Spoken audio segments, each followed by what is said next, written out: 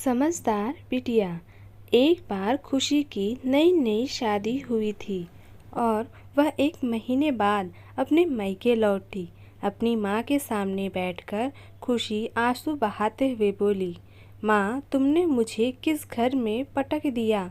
वहाँ मेरी कोई इज्जत ही नहीं है। सारा दिन नौकरानी की तरह रसोई में खड़ी रहती हूँ।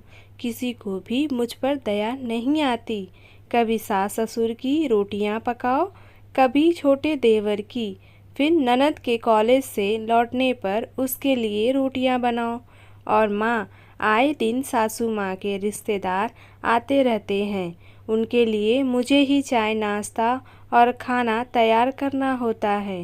रोज़ गंदे कपड़ों की ढेर इकट्ठा हो जाते हैं। आराम ही नहीं मिलता। जिंदगी नरक सी बन गई है। और तो और जीत बिस्तर पर बैठे बैठे ही सब कुछ चाहते हैं। जानते हो, बीते दिन मुझे अपने पति पर तब गुस्सा आया जब उन्होंने महीने की पूरी तनख्वाह सासू माँ के हाथ में रख दी और मुझसे कहा कि मुझे जो कुछ भी चाहिए उसे एक पर्ची पर लिख कर देना। वह शाम को ड्यूटी से लौटते वक्त ले आएंगे। खुशी की बातों को ध्यान से सुनने के बाद उसकी माँ ने थोड़ा सोचकर कहा, तो तुम क्या चाहती हो बेटा? क्या तुम उनके साथ नहीं रहना चाहती? बस तुम और तुम्हारे पति अलग रहना चाहते हो? अगर ऐसा है तो मैं तुम्हें 2 रास्ते बताती हूँ। एक तो तुम वहीं रहो और उन सब की सेवा करो, क्योंकि वह परिवार भी अब तुम्हारा ही है।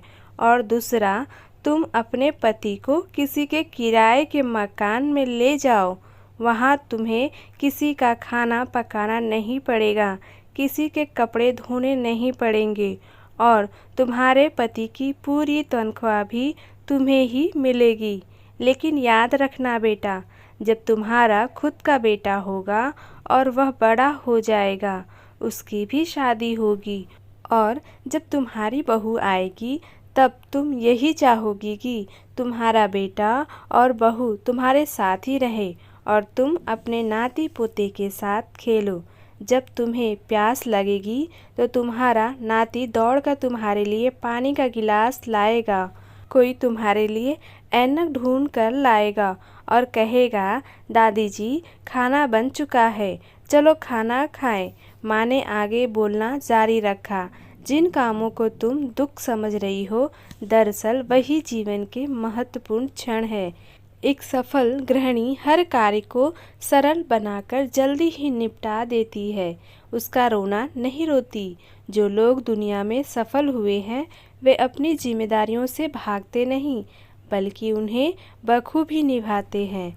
और बेटा, यह जो तुम जिंदगी की परेशानियां समझ रही हो ना, वह तुम्हारी सासू माँ तुम्हें एक जिम्मेदार बनाने के लिए सिखा रही है। वह आने वाले समय की परेशानियों से निपटाने के लिए तुम्हें तैयार कर रही है। वर्षों से हर सास अपनी बहू को जिम्मेदार बनाने के लिए ऐसा करती आई है। कल तुम भी अपनी बहू को जिम्मेदार बनाने के लिए उसे मजबूत बनाओगी। बेटा, घर के बुजुर्ग कब तक रहेंगे और कब नहीं, कोई नहीं जानता। वे अपनी आने वाली पीढ़ियों को मजबूत और रिश्ते निभाते हुए देखना चाहते हैं। कल तुम भी अपने बच्चों से यही आशाएं रखोगी। खुशी की आंखों में आंसू थे।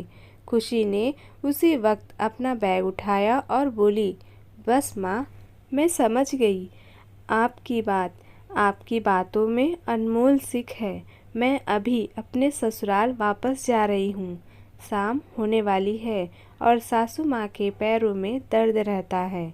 मुझे उनकी घुटनों की मालिश करनी है। यह कहते हुए खुशी मुस्कुराती हुई ससुराल की ओर चल दी, जबकि उसकी माँ अपनी बेटी की समझदारी पर मुस्कुरा रही थी। दोस्तों, क्या खुशी की माँ ने खुशी को सही सबक सिखाया? सही सबक सिखाया है तो आप कमेंट बॉक्स में ज़रूर बताएं। आपको ये वीडियो कैसी लगी कमेंट बॉक्स में ज़रूर बताएं। चैनल पे न्यू हो तो चैनल को सब्सक्राइब कर ले, जिससे आपको लेटेस्ट अपडेट मिलते रहेंगी। वीडियो देखने के लिए धन्यवाद।